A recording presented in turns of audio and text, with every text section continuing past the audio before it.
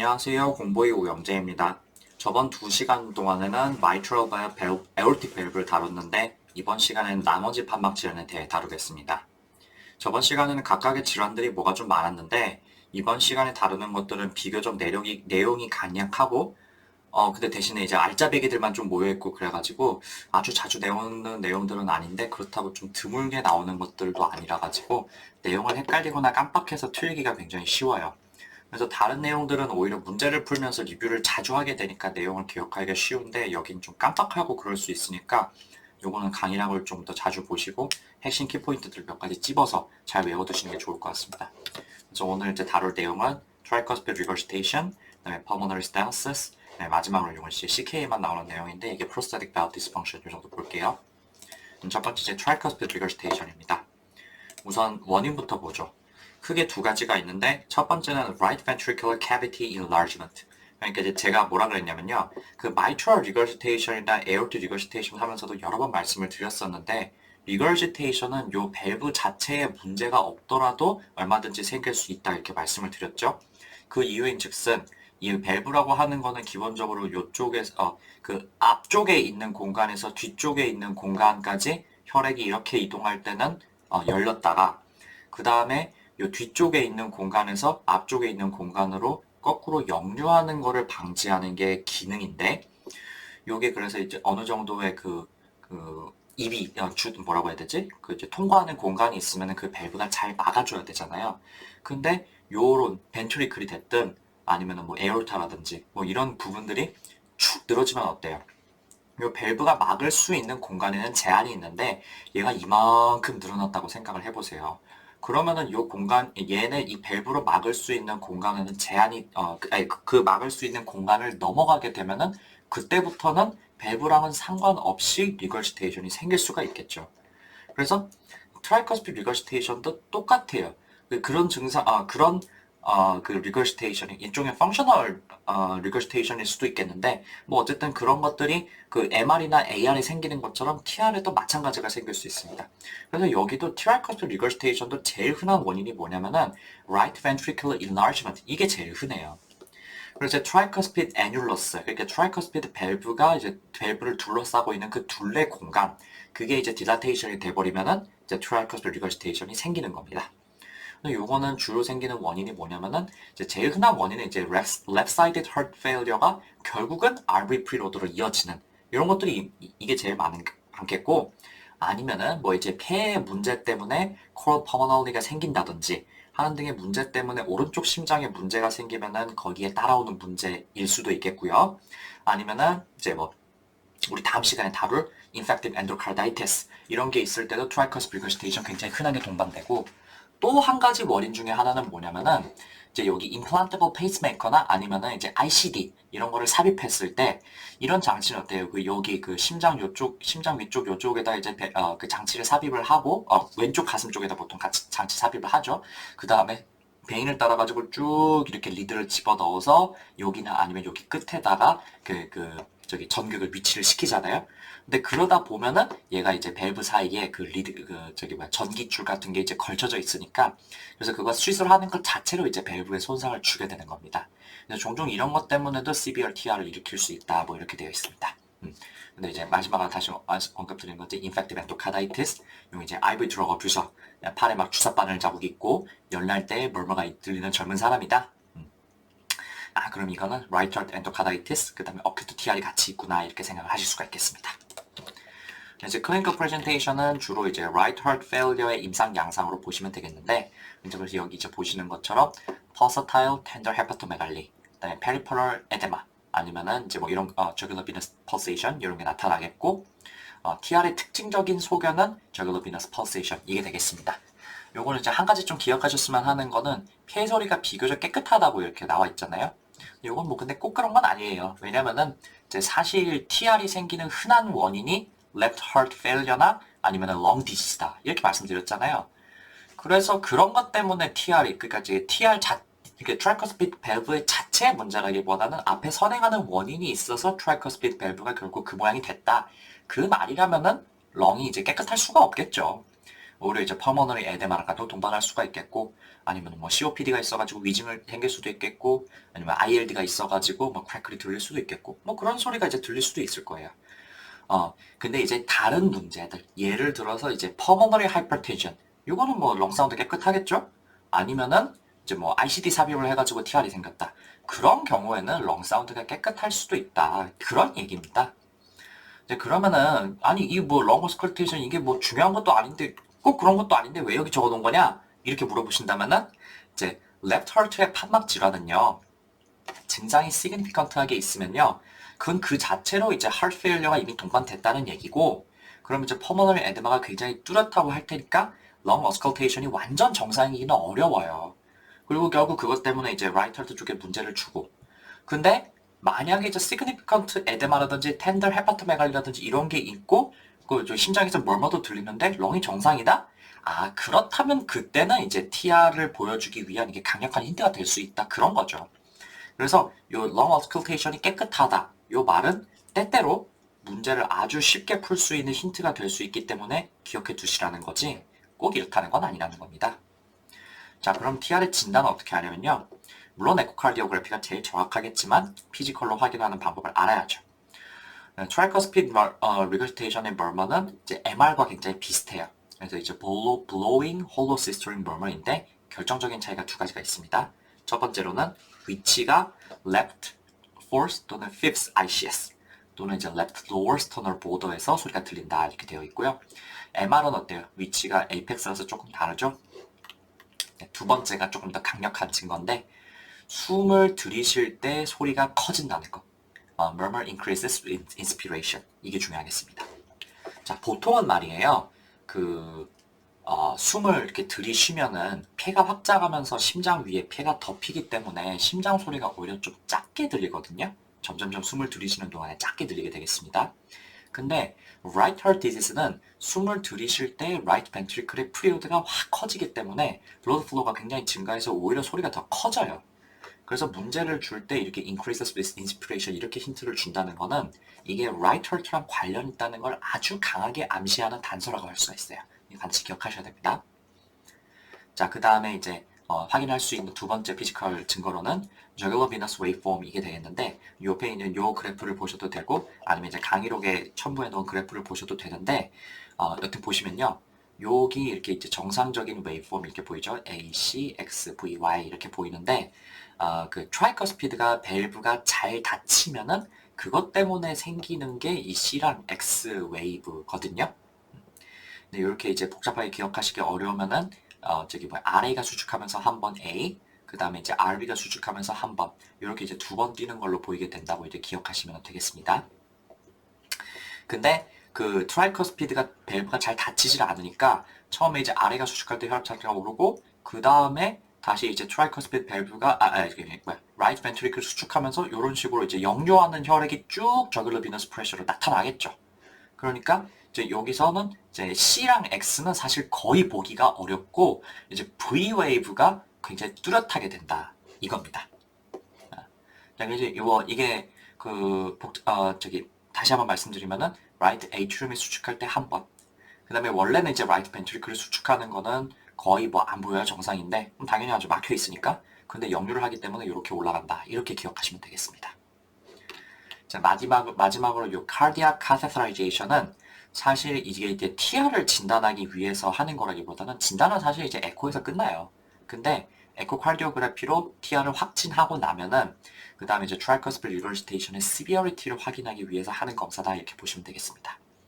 그래서 right ventricular failure가 어느 정도나 심한지 아니면 이제 pulmonary hypertension이 동반되어 있지 않은지 뭐 이런 거를 확인하는데 요거는 이제 그래서 치료 방침의 결정을 위해서 정확한 평가를 하기 위해서 하는 검사가 catheterization이고요.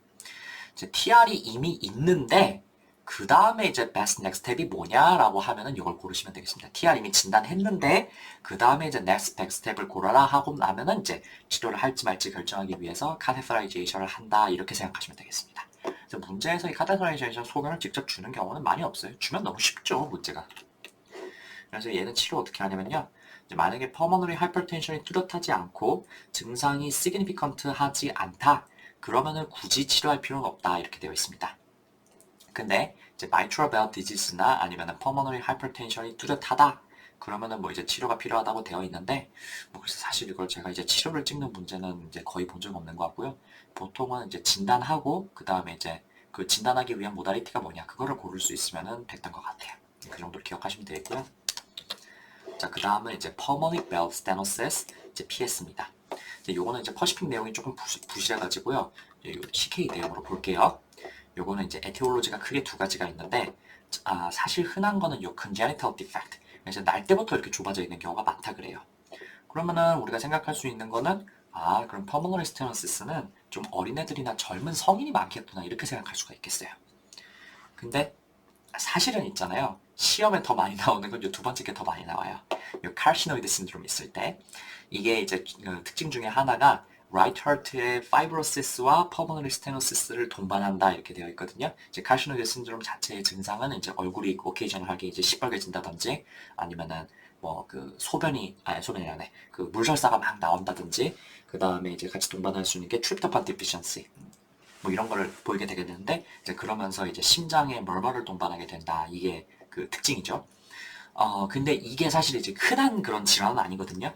근데 스텝 1이나 CK에 아주 잊을만 하면 한 번씩 나와요. 왜냐면은, 이게 그 이제 소화기 질환과 영양소 결핍 그런 증상과 심장 문제가 같이 있다 그러니까 이게 이제 그 뭐라고 해야 될까. 뭐 이렇게 그 병을 정확하게 알고 있지 않으면은 그거를 추측하기가 굉장히 어렵죠. 그래서 문제 내기가 좋아서 이게 시험에 잘 나오는 것 같아요. 그래서 이제 카시노이드 신드롬 증상 다시 한번 말씀드리면은 이제 물설사 굉장히 심하게 하고 피부에 뭐가 나고 얼굴이 갑자기 시뻘개지고 뭐 이런 건데 심장 멀멀 같이 나온다. 그러면은 카시노이드 신드롬 꼭 생각하셔야겠습니다. 근데 이제 워낙에 좀 드물기는 합니다 이게. 자, 그래서 증상은 어떻게 되냐면요. 아주 심하면은 좀 어릴 때부터 좀 덜하면은 이제 젊은 성인일 때 right heart failure 증상을 보이게 되는데 이제 뭐 몸이 좀 붓는다든지 아니면 이제 디스니아를 보인다든지 뭐 이런 식으로 나타나게 되고요. 청진 소견은 AS랑 비슷하게 crescendo, decrescendo murmur 그리고 이제 systolic ejection click 이런 거를 보이게 되는데 이때는 역시 오른쪽 심장의 문제니까 inspiration 시에 소리가 더 커진다는 거. 이걸 기억하시면 되겠고요. 그 다음에 이제 AS랑은 다르게 원래 S2의 스플리팅이 아주 뚜렷하고 그 다음에 이제 숨을 들이쉬면은 더 심해진다. 이게 결정적인 차이가 되겠습니다. 진단은 역시 에코칼리오그래피가 기본이겠죠? 근데 이걸로 이제 진단을 하고 나면은 이제 정확한 상태 파악과 치료를 동시에 위해서 할 수 있는 게 그 이제 카디아 카테스라이제이션이다 이렇게 말씀을 드렸죠. 그래서 그거를 이제 해보고 그 다음에 이제 카디아 카테스라이제이션을 하면은 동시에 요 percutaneous balloon valvuloplasty 이런 걸 할 수가 있기 때문에 요게 이제 진단과 치료를 동시에 할 수 있는 방법으로 이제 카테스라이제이션을 하고 요게 이제 이게 그 pulmonary stenosis의 diagnosis of choice이자 treatment of choice다 이렇게 기억하시면 되겠습니다.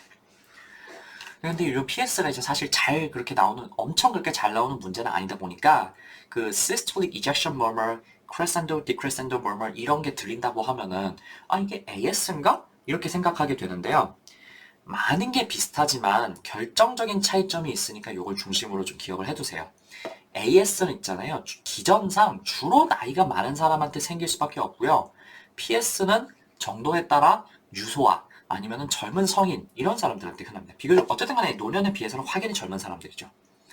그다음에 스플리팅의 양상이 AS는 이제 그 S2의 스플리팅이 줄어든다. 아니면은 그래서 이제 하나로 들리든지 아니면은 이제 paradoxical splitting이 들린다 이렇게 얘기를 했죠. 근데 PS는 오히려 스플리팅이 커진다.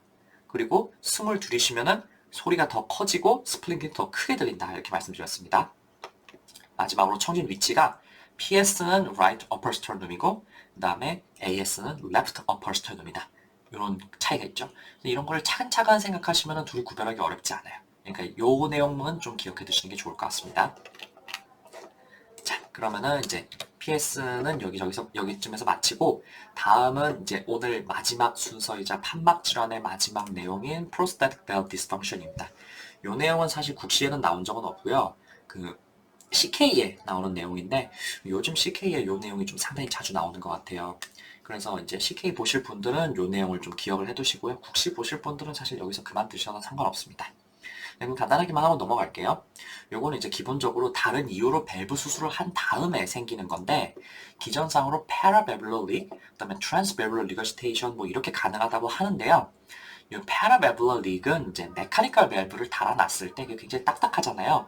그러다 보니까 이 고정을 해놓은 부분이 터져가지고 그렇게 되는 거고 transvalvular regurgitation 어떻게 되냐면 이제 bioprosthetic valve, 그러니까 이제 뭐 약간 보들보들한 그런 재질을 사용을 했을 때 보통 이제 돼지 판막을 쓴다든지 아니면은 뭐 요즘에는 그 아티피셜하게 만드는지 좀 보들보들하게 뭐 이렇게 만들긴 하는데 어쨌든 간에 여기 이제 바이오프로스테틱 밸브를 이용을 해가지고 수술을 했을 때 한 10년 정도 지나면은 밸브가 도로 너덜너덜해진대요. 그러다 보니까 이제 밸브 자체가 약해져가지고 생기는 거다 이렇게 되어 있습니다. 자, 그래서 이 프로스테틱 밸브 디스펑션은 어떻게 알 수 있냐면요. 이 워낙에 수술을 하면은 조기에 이제 멀머가 들릴 수가 있거든요. 초기에 그 메카니컬 밸브는 특유의 좀 딸깍딸깍 거리는 그런 소리가 들려요. 근데 그런 정도가 아니라 처음이랑은 다른 완전 새로운 뭐뭐가 새로 생겼다. 그러면은 이때 혹시 밸브에 문제가 생겼나? 이렇게 생각을 할 수가 있겠고요. 그 다음에 같이 동반할 수가 있는 게 요 macroangiopathic hemolytic anemia. 요 이제 마하라고 하는데 이제 우리 마하라고 하면은 우리 보통 이제 microangiopathic hemolytic anemia 생각하잖아요. 그거는 이제 그 캐필러리 같은 데서 RBC가 부서지다 보니까 생기는 거고 요거는 이제 macroangiopathic 그러니까 이제 큰 혈관이죠. 비교적 이제 에오르타 같은 데서 생기는 거니까 그런 데서 이제 밸브에 RBC가 부딪혀가지고 그래서 인트라바스큘라 헤몰리시스가 생긴다 이렇게 생각하시면 돼요. 그래서 이거는 일종의 인트라바스큘라 헤몰리시스니까 아네미아도 생길 거고 그 다음에 인다이렉트 빌리루빈도 올라갈 거고 그 다음에 이제 합토글로빈 떨어지고 그 다음에 이제 RBC가 그 기계적으로 손상이 되는 거니까 블러드 스미어 해보면은 시스토사이트 같은 거를 확인을 할 수가 있겠죠. 그 다음에 이제 이거보다 사실 제일 중요한 거는 역시 이제 그 밸브 자체에 이제 스롬보시스가 생기면서 TIA라든지 스트로크 이런 게 생기는 겁니다. 이렇게 되면은 제일 먼저 해야 되는 거는 에코카르디오그래피죠. 밸브 문제 생기면은 일단 에코를 통해서 정확하게 진단을 하는 게 기본이에요. 그래서 이제 프로스타틱 밸브에 문제를 생겼는지 확인하는 게 되겠습니다. 그다음에 특히 그 이제 그냥 그 요렇게 그 요 밑에서 보시는 요 바이오 프로스타틱 밸브보다는 요 위쪽에 그 메카니컬 프로스타틱 밸브에서 특히 그 이제 그 스롬보시스가 좀 잘 생기는데요. 당연히 우리 몸에 이제 원래 없던 그 딱딱한 그런 조직이 들어오니까 거기에 면역 반응을 일으키면서 그럴 수밖에 없겠죠. 그래서 요거는 기억하셔야 될 게 요런 스롬보시스를 방지하기 위해서 와파린은 물론 기본이고 거기에 아스피린까지 추가로 써야 된다 그래요. 지금까지 이제 사실 이제 심장 원인의 스롬보시스 그러니까 이제 그 혈병이 생기는 그래서 이제 엠볼리즘이 생기는 거에서는 사실 안티플레이트보다는 안티코아귤란트를 쓴다 이렇게 기억을 하시잖아요. 근데 여기서는 이제 기전상 아스피린을 쓸 수밖에 없다. 왜냐면은 여기 이제 초기에 면역 반응을 일으키면서 아스피린 그 저기 뭐야 플레이틀릿이 여기 스롬보스를 일으키는데 중요한 기능을 하거든요. 이제 그래서 이게 기초가 중요한 겁니다. 이렇게. 그래서 이제 요 스롬보시스가 생길 수 있는 원인은 보통 안티코아굴란트 이런 것들을 특히 이제 와파린이 조절이 제대로 안 돼서 그렇게 생기는 거고요. 최근에 갑자기 이제 비타민 보충이 늘었다거나 아니면 녹황색 채소를 먹었다거나 해가지고 바이타민 K 보충이 갑자기 늘어났다든지 하면은 역시 와파린 기능이 확 떨어지면서 스롬보시스가 생길 수가 있겠어요. 이제 그렇게 되면은 밸브러 스테노시스가 갑자기 생기니까 요 디스니아라든지 아니면은 heart failure, pulmonary edema 이런 게 생길 수가 있고 동시에 이제 systemic thromboembolism 이런 것들이 생길 수가 있겠죠. 그래서 역시 기본은 에코카르디오그램을 통해서 스롬보스를 직접 확인하는 게 기본이고 그 다음에 이제 헤파린을 통해 가지고 안티코아귤레이션을 해주면 되겠습니다. 여기 직접적으로 파이브리놀 라이텍스를 사용하는 건 안 좋다 이렇게 되어 있고요. 만약에 뭐 해봤는데 뭐 이런 거 이제 이런 치료를 해봤는데 잘 안 된다면은 재수술을 통해 가지고 그 물리적으로 그거를 제거를 해야 된다 이렇게 되어 있습니다. 자, 이렇게 판막전이 다 끝났습니다. 그래서 오늘은 뭐 그렇게 많은 내용은 아니었는데요. 중간에 좀 간별이 중요하니까 이건 좀 기억하자 하는 것들이 몇 가지 있었죠. 네, 그런 것들을 잘 기억해 두시면은 어렵지 않게 문제를 풀 수 있을 겁니다. 그럼 복습 잘 하시고요. 문제 풀어보시고 다음 시간은 심근병증에 대해 다루겠습니다. 들어주셔서 감사합니다. 다음 강의도 꼭 들어주세요.